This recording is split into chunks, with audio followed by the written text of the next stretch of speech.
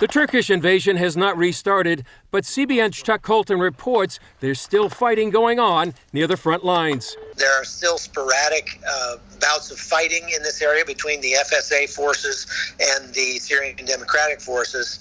There are also mortar attacks and bombs from drones being dropped. This after Russia and Turkey agreed to remove Kurdish fighters and patrol the security zone. Presidents Erdogan and Putin set down new guidelines for northeast Syria. The long-term stabilization of Syria, in general, can only be achieved, in our opinion, by observing Syria's sovereignty and territorial integrity. As of noon, October 23rd, within 150 hours, YPG terrorists and their weapons will be removed from 30 kilometers of the Turkish border, and the organization's fortifications and positions will be destroyed. The deal also allows Turkey to control land it invaded, calls for joint Turkish-Russian patrols, and for the Syrian regime to fill the vacuum of Kurdish-held areas. The deal between Presidents Erdogan and Putin marked the end of an era in northeast Syria and a stunning shift in power to Russia. It's crucial to note this is Russia, more than any other single country right now, that holds the whip hand in Syria. You know, Putin is effectively kind of the sheriff of Syria right now, and everybody is answerable to him. And that's a result of the rapid U.S. withdrawals taking place over the last week. Syrian Kurds and others in northeast Syria felt betrayed by the U.S. decision and threw rock, shoes, and potatoes at U.S. forces as they left the area. Some are on their way to Iraq, but Iraq's defense minister said those troops will have to leave in 4 weeks. President Trump compared the situation to a schoolyard fight. It's like two kids in a playground. They fight, you let them fight for a minute, and then you pull them apart. But the fight has left hundreds dead, hundreds of thousands displaced from their homes, and an historic geopolitical shift in the region.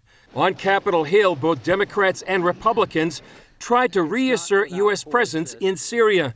Senate Majority Leader Mitch McConnell introduced a resolution opposing the U.S. pullout from Syria and warned the U.S. pullout benefits Russia, Assad, Iran, and ISIS. A broader approach to America's position in the world, which I think, and 70 senators thought earlier this year, is more forward-leaning, certainly, than the decision the administration had made with regard to getting our troops out of eastern Syria. The pullout has resulted in a loss of U.S. credibility in the region.